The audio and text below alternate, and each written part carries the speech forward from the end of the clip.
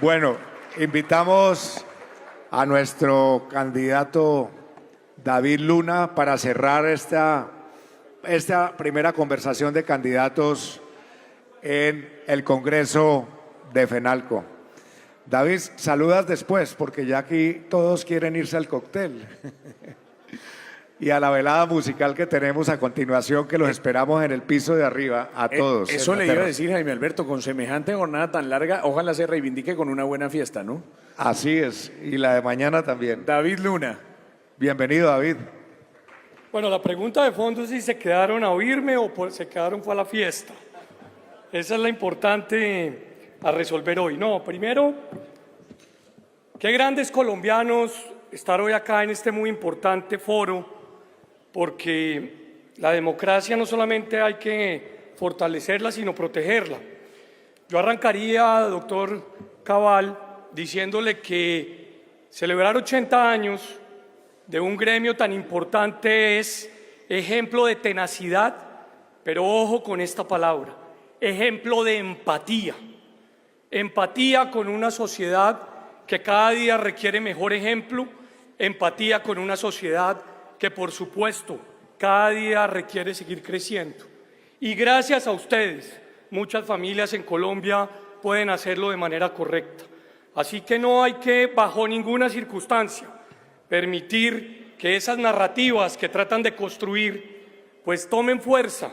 Hay que enfrentarlas, claro que sí, sin gritos, con respeto, pero también con mucha firmeza. En segundo lugar, yo quiero recordarles que quedan 8 meses para la segunda vuelta.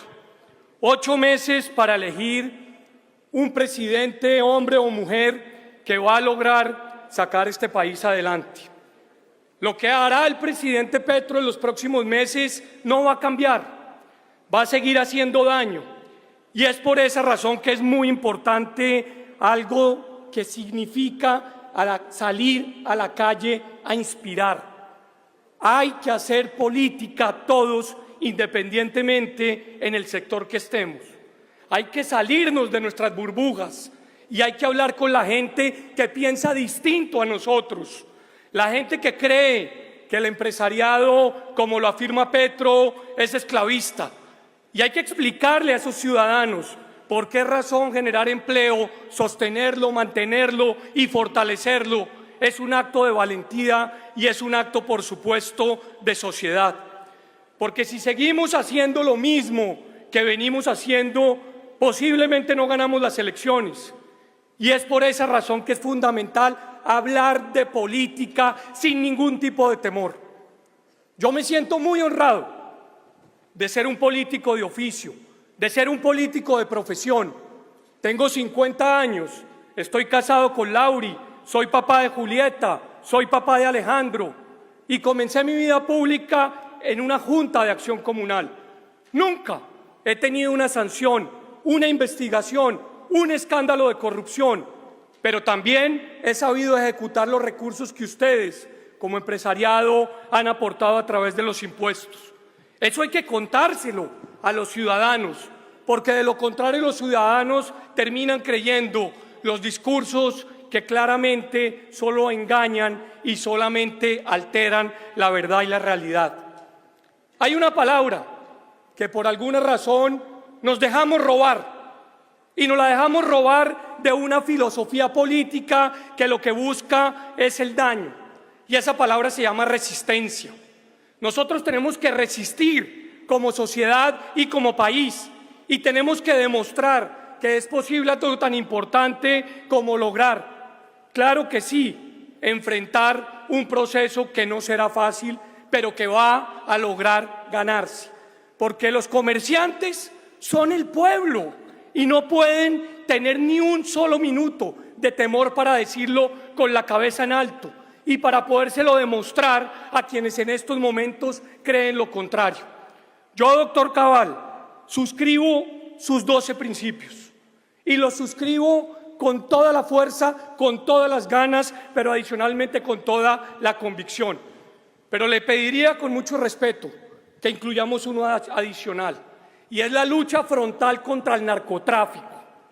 que lastimosamente volvió a tomarse el país después del pacto de la picota, que el hermano del presidente Petro lideró nada más y nada menos para ganar las elecciones en el año 2022. Parecemos algunos anestesiados. En la época de Escobar se producían 100 toneladas de coca. Hoy estamos hablando de 3.000 toneladas de coca.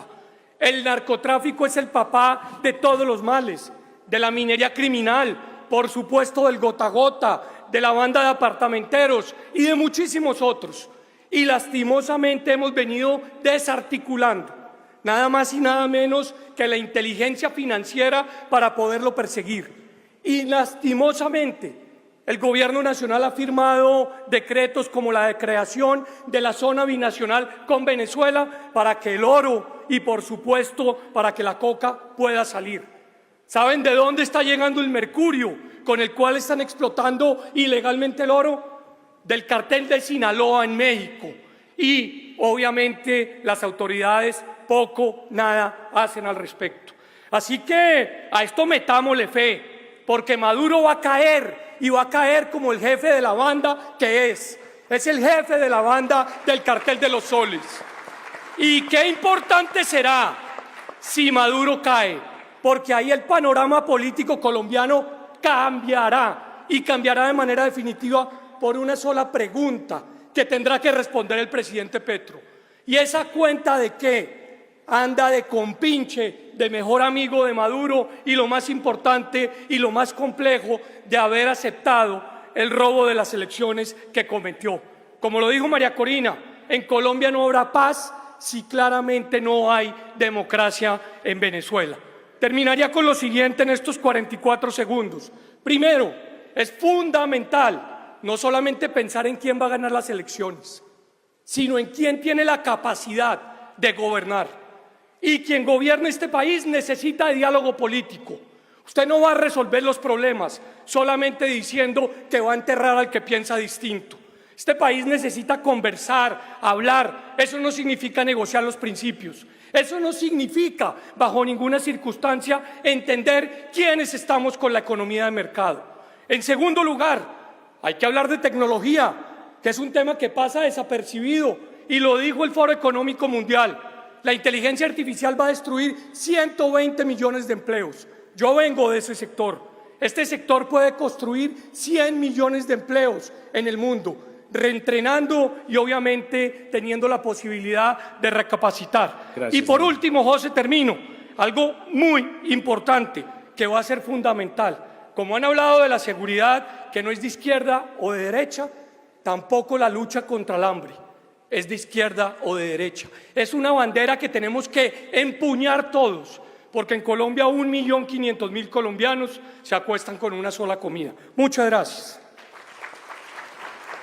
Candidato David Luna, gracias. Un tema, una pregunta.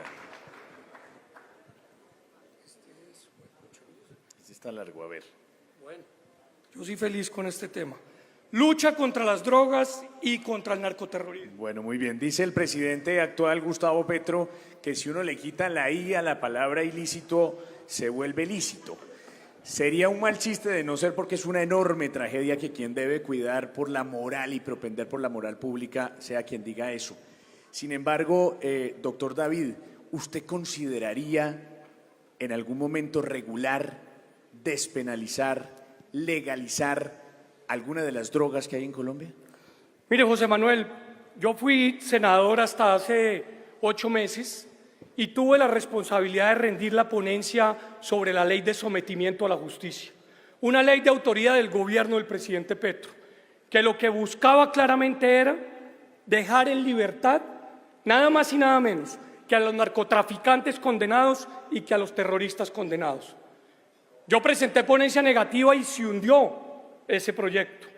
Y es por esa razón que esos narcos hacen todo lo posible para mantener su poder y se da un evento fatídico como el que fue el de la Alpujarra. Ojo con lo que le voy a decir. ¿Por qué razón tenemos que ganar en la primera vuelta unidos? Porque el narcotráfico hoy controla 1 millón de votos, que puede ser fundamental para ganar ellos en la segunda vuelta. ¿Por qué razón hoy el efectivo es el mejor aliado del narcotráfico, porque saben perfectamente que a través de las criptomonedas y del oro pueden lavar la totalidad de los recursos que en estos momentos se están sintiendo y se están viviendo. Para contestarle su pregunta, es imposible, obviamente, continuar con esos procesos que se están desarrollando con grupos narcotraficantes, porque, ojo, el ELN, las disidencias de las FARC, el Clan del Golfo, dejaron de ser grupos con vocación política para convertirse en una banda de traquetos. Y eso hay que decirlo con contundencia y sin temor, porque fueron ellos, los narcos, que asesinaron un candidato presidencial nuevamente y que dicen con claridad que van a hacer lo posible por mantenerse en el poder, pero parecemos anestesiados. Por esa razón, en estos momentos, no es posible, bajo ninguna circunstancia, dar un debate distinto, que es internacional, al perseguir al narcotráfico, y por ende es imposible hablar de la legalización de la coca. Gracias, David. Jaime Alberto. Bueno, Sí, estaba preguntando si el agua era mía o no. bueno, doctor David, una de las grandes preocupaciones que tenemos los colombianos, y aquí ha salido a flote y lo hemos dicho esta mañana, es que por más buenos que sean los candidatos presidenciales que encarnan estos principios, que me alegra que usted haya suscrito y le agregaremos el número 13, por más preparados que sean, si llegan dispersos, pues obviamente la democracia está en riesgo de quedar en las mismas manos que está hoy, perversas. Usted es uno de los candidatos que más ha hablado de unión, de procesos de encontrarse y converger para llegar quizás con el menor número de candidatos a la primera vuelta presidencial. ¿Por qué no comparte un poquito con nuestros participantes qué propuestas concretas tienen en ese sentido? Mire, doctor Cabal, yo estoy saliendo a recoger firmas en las calles para poder inscribir mi candidatura. Y ayer, en Bogotá, salí a recogerle firmas también al doctor Mauricio Cárdenas y al doctor Juan Daniel Oviedo. ¿Y sabe por qué lo hice? Porque yo creo que este país no necesita un Mesías. Este país necesita equipos que tengan la posibilidad de administrar la crisis que vamos a recibir. En segundo lugar, yo hace tal vez un mes largo hablé de la necesidad de generar una unidad desde la oposición, y recibí, por ejemplo, del doctor Aníbal Gaviria pero muy importantes comentarios sobre el esfuerzo que ellos están haciendo para lograr un candidato único y después para lograr poder construir uno adicional. Primer tema, yo creo que es fundamental que quienes hemos ejercido oposición sin gritar, sin insultar, pero con base en la evidencia y con firmeza, nos unamos. Pero dicho eso, no les dé tanto temor que hoy haya varios candidatos en la palestra.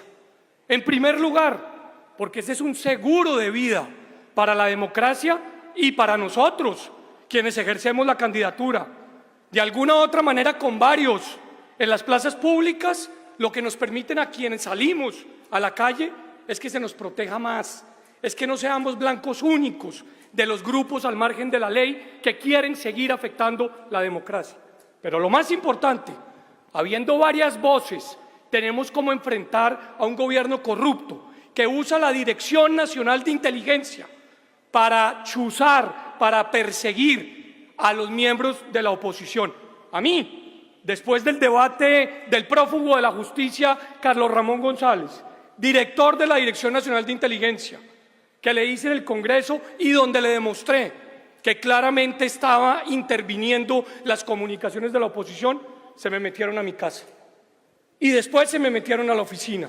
Y después a la persona que lidera el equipo político nuestro. Entonces, esto es de sentido común. Hay que trabajar en equipo, y si a mí me corresponde en algún momento dejar colgada la vanidad o la oportunidad en el perchero, seré el primero en hacerlo, sí, porque es el momento de que Colombia y todos trabajemos conjuntamente. Muchas gracias, doctor David. Así es. Janet, última pregunta literalmente de la noche. Bueno, doctor David, Es la última de la noche, pilas. eso sí. Voy a hablar del tema laboral y yo pertenezco desde hace 25 años a la industria de centros comerciales.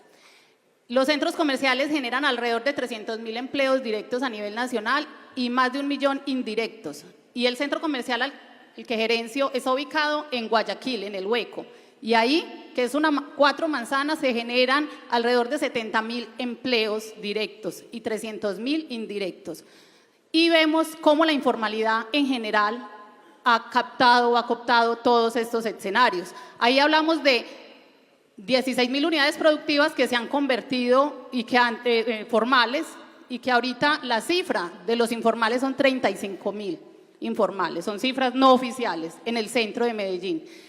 Con ese escenario sobre la informalidad, vemos los empresarios una deuda histórica de los gobiernos de derecha y de izquierda en relación con la flexibilidad laboral, porque lo único que han hecho es imponer cada vez más cargas a los empresarios y no hay una política clara de cómo convertir ese empleo informal en empleo formal. Y por el contrario, todas las políticas apuntan al autoempleo, no a la informalidad. A informalidad que se convierte en cargas para el Estado. ¿Cómo va a enfrentar su gobierno el tema de la informalidad y la flexibilidad para que también se amplíe esa base tributaria? Porque es que los informales no tributan. Qué gran pregunta, porque quisiera dividir la respuesta en 3. La primera es el contrabando, la herramienta que hoy está utilizando el narcotráfico para lavar parte de sus ingresos, como también lo están haciendo con remesas, como también lo están haciendo con el oro, como también lo están haciendo, por supuesto, con los bitcoins.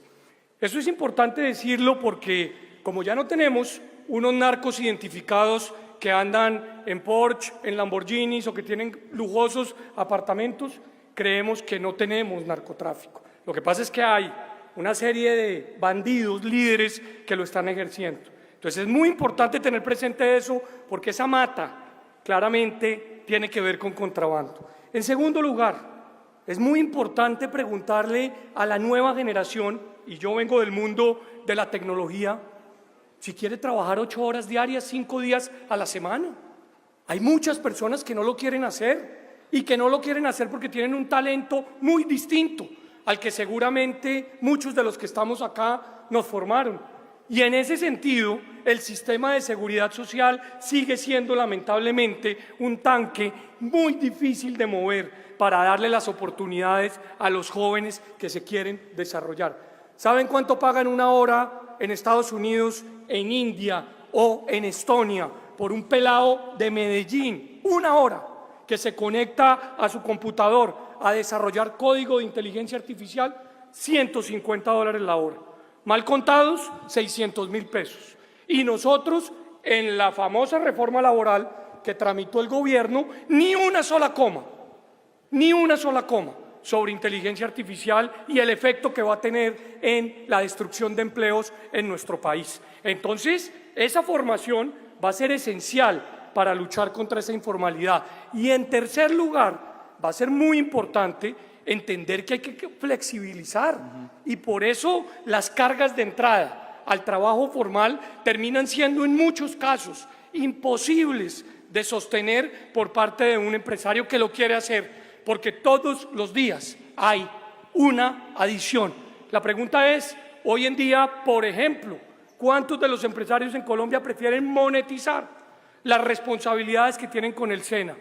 Porque saben perfectamente que en muchos casos no tienen la capacidad de recibir esa fuerza que va a entrenarse laboralmente. Sí. ¿Estamos pensándolo en la nueva generación? No, creo que nos quedamos en la pasada y hay que reactivar esa posibilidad. Bueno, Bien, muchas llegamos gracias. al final. Gracias, David Luna. Gracias, Jaime Alberto. Janet. Bueno, muchas gracias, doctor David. Muchas gracias a todos los candidatos.